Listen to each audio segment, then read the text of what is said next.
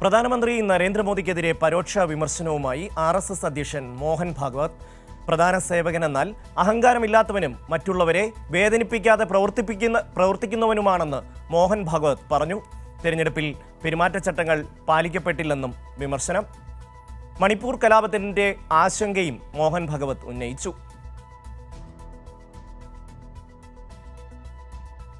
സ്വാതി, എന്തൊക്കെയാണ് വിശദാംശങ്ങൾ?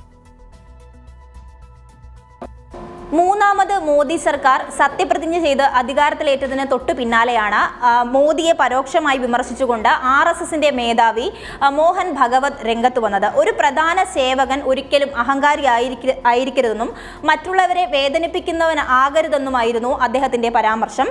നാഗ്പൂരിൽ നടന്ന RSS പ്രവർത്തകരുടെ ക്യാമ്പിലായിരുന്നു ഇത്തരം ഒരു പരാമർശം അദ്ദേഹം ഉന്നയിച്ചത്.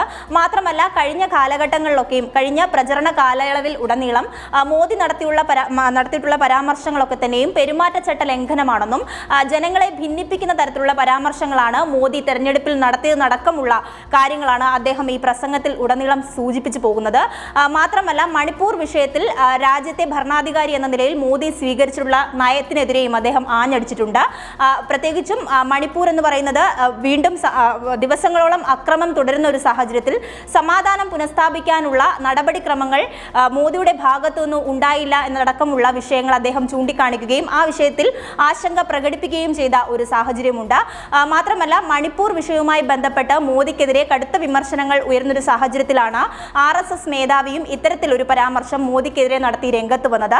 കഴിഞ്ഞ പ്രചരണത്തിൽ ഉടനീളം മോദിയും JP നദ്ദ അടക്കമുള്ളവർ ഈ RSS പിന്തുണയില്ലാതെ BJPക്ക് മുന്നോട്ട് പോകാൻ കഴിയുമെന്ന പരസ്യ പ്രതികരണമൊക്കെ നടത്തിയതിനു പിന്നാലെയാണ് വീണ്ടും ഈ അധികാരമേറ്റതിന് തൊട്ടു പിന്നാലെയും RSSന്റെ ഭാഗത്തു നിന്നും മോഹൻ ഭഗവത്തിന്റെ ഭാഗത്തു നിന്നും ഇത്തരത്തിലൊരു പ്രതികരണം ഉണ്ടാകുന്നത്. ഇത് വലിയ തരത്തിൽ BJPക്ക് തിരിച്ചടിയാകും എന്നൊരു ആശങ്ക കൂടി നിലനിൽക്കുന്നുണ്ട്. പ്രത്യേകിച്ചും ഈ കേവല ഭൂരിപക്ഷം പോലും ഒറ്റയ്ക്ക് ലഭിക്കാത്ത സാഹചര്യത്തിൽ സഖ്യ കക്ഷികളെയൊക്കെ ചേർത്ത് നിർത്തിക്കൊണ്ട് ഒരു സർക്കാർ രൂപീകരിക്കുന്ന സാഹചര്യത്തിലേക്ക് മോദി എത്തിച്ചേർന്നപ്പോൾ തീർച്ചയായും ഈ RSS പ്രവർത്തകരുടെ പിന്തുണയില്ലാതെ മുന്നോട്ട് പോകാൻ കഴിയില്ല എന്നൊരു സാഹചര്യം കൂടി മുന്നിൽ നിൽക്കുമ്പോഴാണ് ഇത്തരത്തിൽ ഒരു പ്രതികരണവുമായി RSSന്റെ മേധാവി തന്നെ രംഗത്ത് വരുന്നത്. എന്തായാലും ഇത് BJPക്കുള്ളിൽ വലിയ തരത്തിലുള്ള ആശങ്കകളാണ് സൃഷ്ടിച്ചിട്ടുള്ളത്. ഷമ്മി, സ്വാതിയാണ് വിവരങ്ങൾ നൽകിയത്.